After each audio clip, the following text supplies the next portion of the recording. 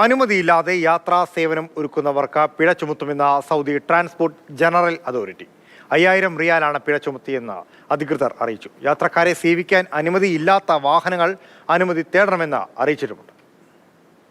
നിയമം പാലിക്കാൻ പ്രോത്സാഹിപ്പിക്കുന്നതിനും ഗതാഗത സേവനങ്ങളുടെ നിലവാരം മെച്ചപ്പെടുത്തുന്നതിനുമായി എല്ലാ ഗതാഗത വാഹന ഉടമകളും നിയമം പാലിക്കണമെന്ന് സൗദി ട്രാൻസ്പോർട്ട് ജനറൽ അതോറിറ്റി അറിയിച്ചിരിക്കുകയാണ്.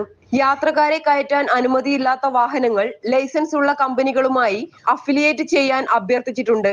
യാത്രക്കാരെ സേവിക്കുന്ന ലൈസൻസ് ഇല്ലാത്ത ഗതാഗത വാഹനങ്ങൾക്കെതിരെ നൽകിയ മുന്നറിയിപ്പിൽ നിയമലംഘകർക്ക് 5000 റിയാൽ പിഴ ചുമത്തുമെന്ന് അറിയിച്ചിട്ടുണ്ട്. സുരക്ഷിതവും വിശ്വസനീയവുമായ യാത്ര ഉറപ്പാക്കുന്നതിനുള്ള ശ്രമത്തിന്റെ ഭാഗമായി ട്രാൻസ്പോർട്ട് ജനറൽ അതോറിറ്റി നിരവധി പദ്ധതികൾ ആവിഷ്കരിച്ചിട്ടുണ്ട്.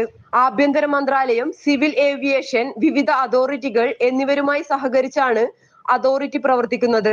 ലൈസൻസ് ഉള്ള കാരിയറുകളെ ഉപയോഗിക്കേണ്ടതിന്റെ പ്രാധാന്യത്തെക്കുറിച്ച് ക്യാമ്പയിൻ നടത്തും. സുരക്ഷിത യാത്രക്കായി ജിദ്ദയിലെ കിങ് അബ്ദുൾ അസീസ് അന്താരാഷ്ട്ര വിമാനത്താവളത്തിൽ ഏകദേശം 2000 ടാക്സികൾ, 55ലധികം കാർ റെന്റൽ ഓഫീസുകൾ, പൊതുഗതാഗത ബസ്സുകൾ, ഹറമൈൻ ഹൈസ്പീഡ് റെയിൽവേ എന്നിവ ലഭ്യമാണെന്ന് അധികൃതർ അറിയിച്ചു. Mathrubhumi news, Saudi Arabia.